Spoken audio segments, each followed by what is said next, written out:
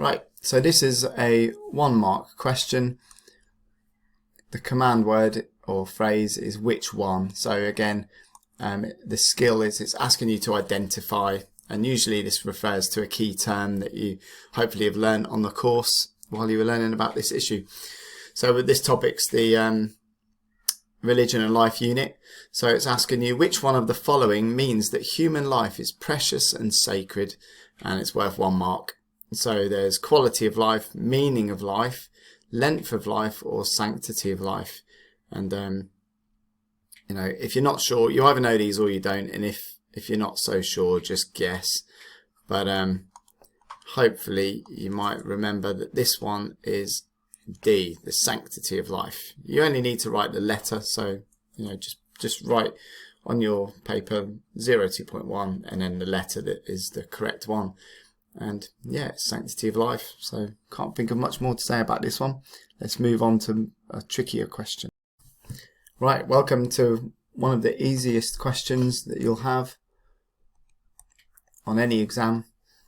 It asks you to give 2 reasons why some religious people do not eat meat. So the command word is give, and it's worth 2 marks. So you just got to think of any 2 reasons why some religious people do not eat meat. A good tip actually to remember for all of these questions is sometimes you fall into a trap where you go, I don't know why religious people wouldn't eat meat. I'm not religious and I can't think of any religious reasons.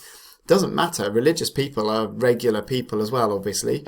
So all you need to do is think of any reason why anybody wouldn't eat meat, and that would also apply to religious people. So you're going to get 2 marks pretty much any reason that you write here. So you know, they don't like the taste of it, it's too expensive, their friends don't eat it and they feel pressured into not eating it. Any reason could be a reason why they don't eat meat.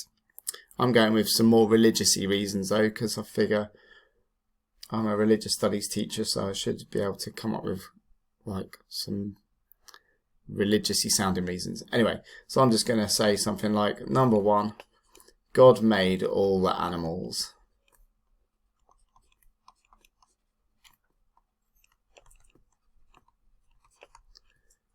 One mark. And then on another line, I'm going to say something, another reason like, oh yeah, I know. They might object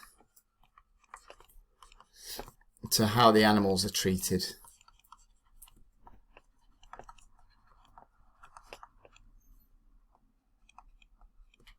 Oops. You know, I'm thinking about factory farming and stuff like that there. But again, like I say, you don't have to explain reasons here. You just have to give 2 reasons. So once you've done it, write them down and then quickly move on to a more valuable question.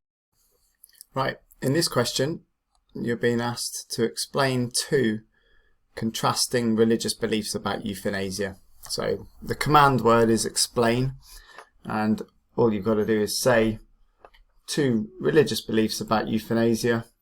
So euthanasia is the key term. Hopefully you remember what that means. And then also worth taking note of in this question is that it's asking you for contrasting beliefs. So they don't want similar beliefs, but where the beliefs are different to each other. It doesn't have to be opposite viewpoints, but just different viewpoints. And then also it says that in your answer, you must refer to 1 or more religious traditions. So unlike in the previous one about eating meat, where you could just say any old reason why a religious person wouldn't eat meat, in this one, you're supposed to refer to religious traditions and religious ideas. So hopefully then you'll be able to do that. So again, I'm going to start with sort of the negative, I suppose, against euthanasia, and say that some Christians, I'm going to choose, and I've referred to a religious tradition. Some Christians say that euthanasia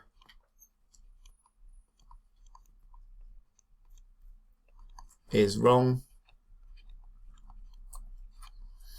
And again, if you're struggling with ideas, remember that on the previous question it asked you about what does it mean to say that life is precious and sacred. And if you got that one right, then you already know about this idea of the sanctity of life. So that's a good one to put in here. So some Christians say euthanasia is wrong, comma, they believe in the sanctity of life. Now that probably would be enough to get 2 marks so far, but I always say, just in case, just add a tiny bit more of elaboration just to make sure. So they believe in the sanctity of life, which is the belief or the idea that life is sacred and precious.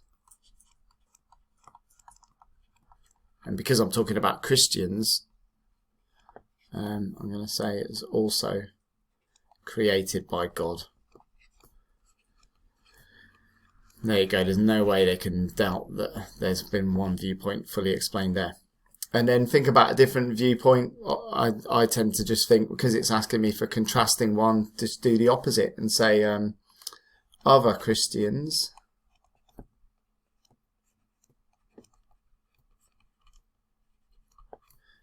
may see euthanasia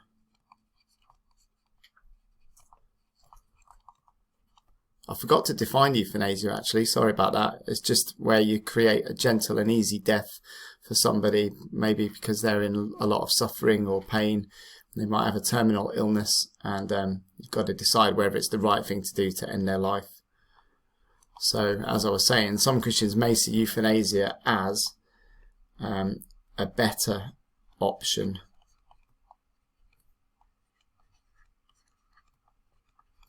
Which can end the suffering of a patient.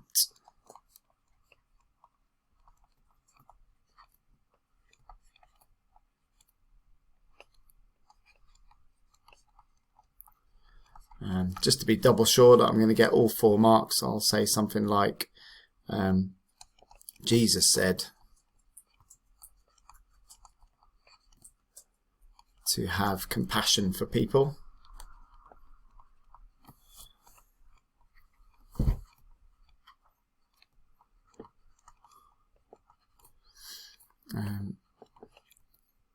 So it may be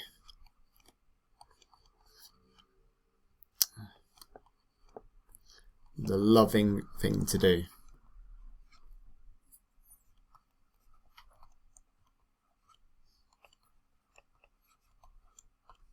Great. And then just check that you've explained 2 contrasting religious beliefs about euthanasia. Have a look at it. Make sure you've elaborated on both opinions or both beliefs. And if you have, you can then be not certain, but pretty sure that you have got all 4 marks, and then move on to the next question. Okay, in this question, it is asking you to explain 2 religious beliefs about how people's actions in this life affect what happens to them in the afterlife. And the key command word is explain, and you've got to explain 2 beliefs. And it's about people's actions. So what do they do in this life, and how does it affect what happens to them in the afterlife? So it's asking you about religious beliefs about the afterlife. Okay. So, and it's asking you also to refer to sacred writings or another source of religious belief and teaching in your answer.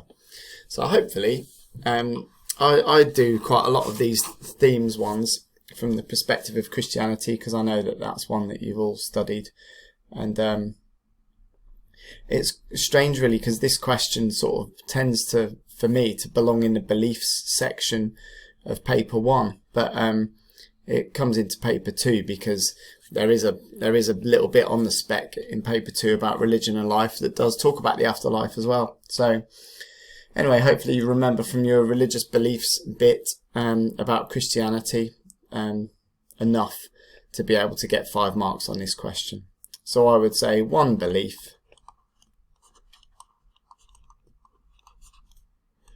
and this is particular to Christianity, one belief is that for Christians,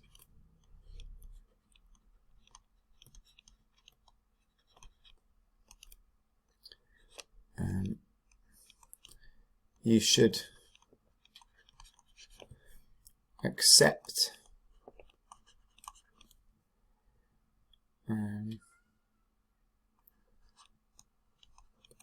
your sinful nature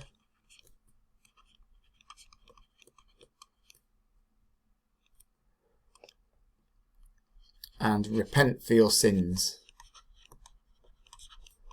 So that's a key thing that you can do in this life that affects your afterlife, is repenting for your sins in this life. And I'll just add a bit of elaboration on there to make sure that I get the extra mark. If you do this,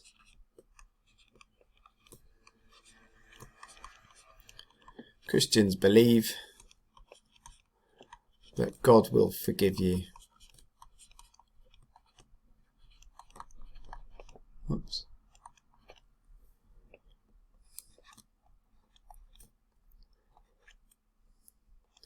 And I'll also add that they think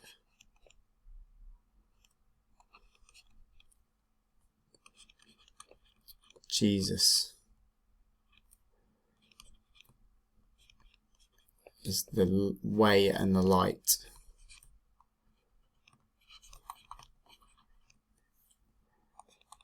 to a good afterlife. So by accepting Jesus, they're going to be sorted in the afterlife. Okay, so there's one. That's probably enough to get 3 marks there, because I've explained one belief and elaborated on it, and there's even some reference to sacred writings in there as well. So it's time to do another one. Another belief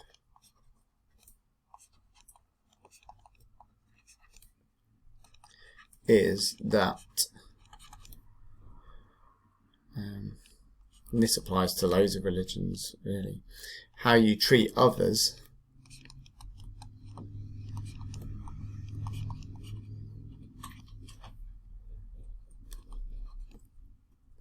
and help them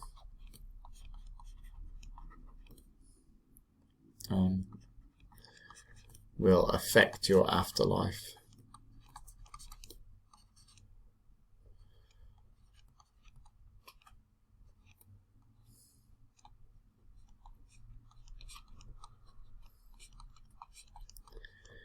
Again, I'm just going to make sure that I elaborate on that to make sure that I get the extra point. So I'll give a good example. In the parable,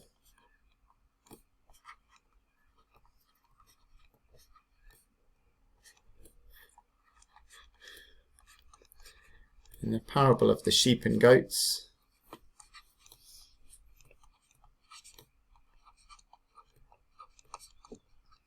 if you've not learnt that one, just go and look it up. It's dead simple. Jesus welcomes those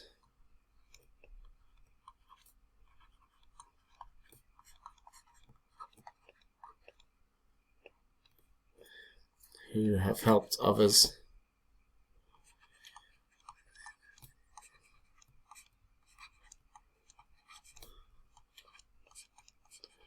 well, I'm just going to have just the right amount of room into heaven.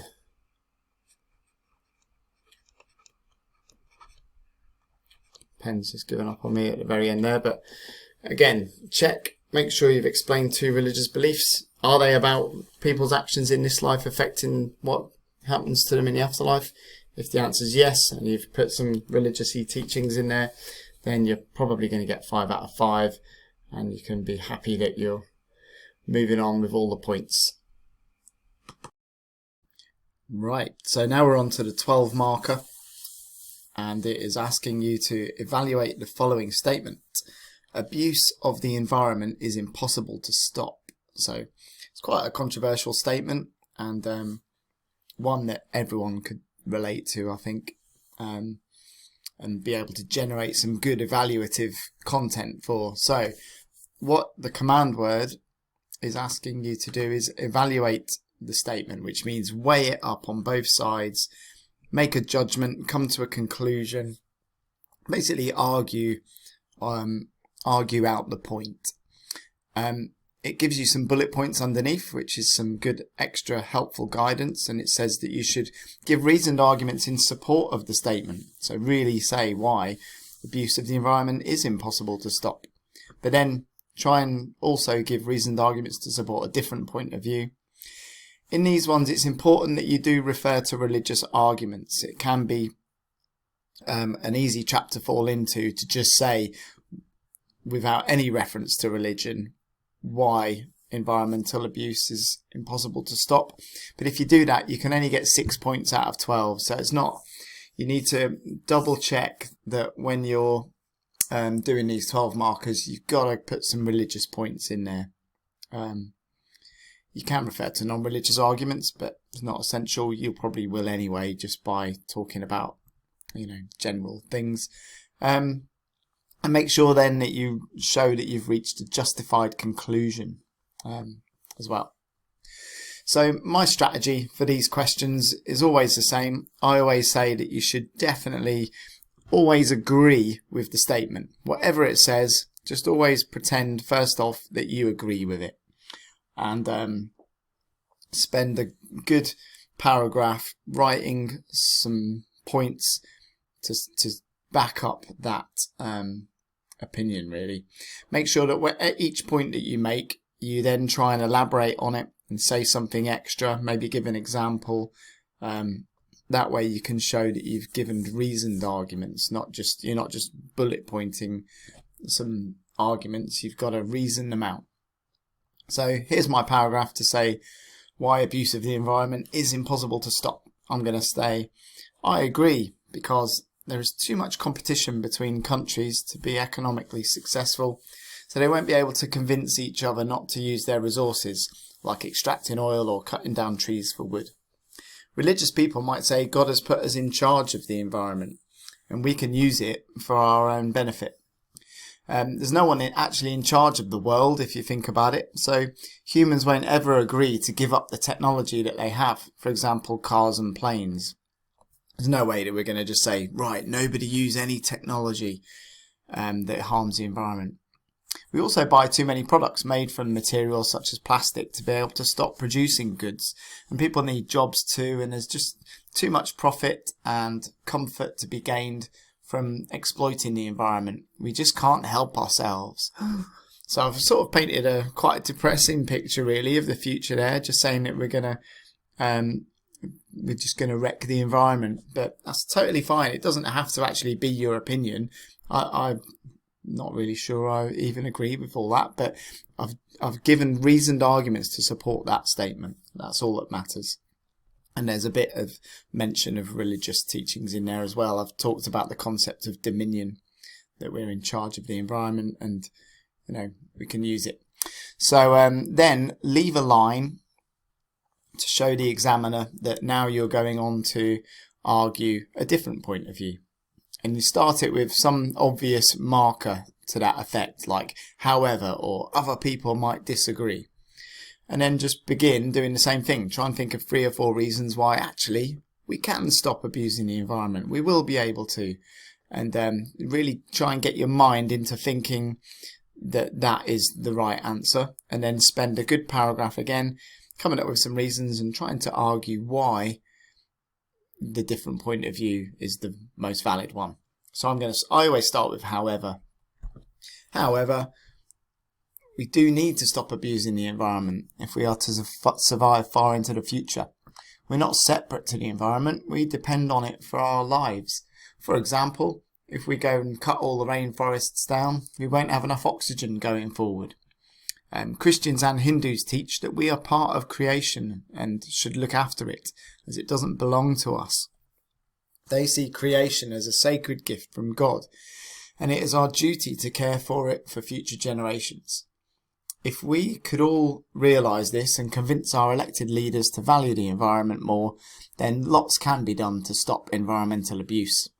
For example, when powerful countries get together, they can agree to targets of cutting carbon emissions, etc. This would all have an impact.